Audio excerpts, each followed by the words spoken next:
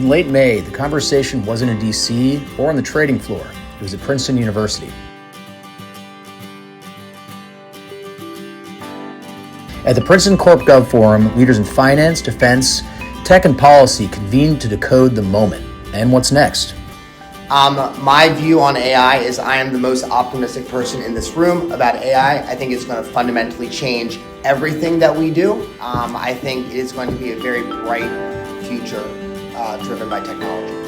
In finance and defense, AI isn't just buzz, it's infrastructure. I'm sure people are concerned about AI going rogue, like in the Terminator or killer robots, but it really comes down to where we are with our military and our adversary. And in the world of Ivy League endowments? These are huge corporations, they don't have activists, so if it is true that Harvard is trying to unload some private equity or venture investments on the secondary market, well, I'm sure there's a Wall Street for that.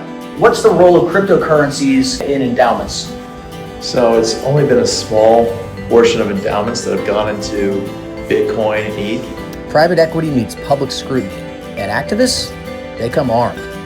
They just have created winners and losers in the system, and the activists can attack the loser. The activists can hone into the operational mismanagement of the company and attack through that way, or a campaign against the CEOs who are going to be shown as not having been able to navigate these times. One of the biggest impacts that I'm seeing in M&A is I believe that the change in antitrust perception is still causing a huge overhang. In a world of rising tariffs and falling predictability, the message to any concerned general counsel is simple. In an environment where you just refresh yourself on what the key documents say, you can make decisions more quickly and more accurately. Whether you're a large cap, a mid cap, you're a private equity owned portfolio company, you need to be thinking about how you can navigate what's going on.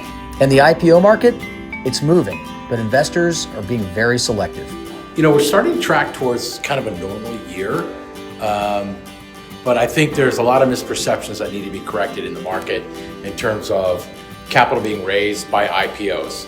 What are you telling these non-public clients? How are you managing those expectations? Yeah, stepping back, we came into the year obviously with a pretty bullish thesis that we would have a very liquid and active new issue market. In reality, we've printed about a little over 100 new issues between IPOs and follow-ons this far this year.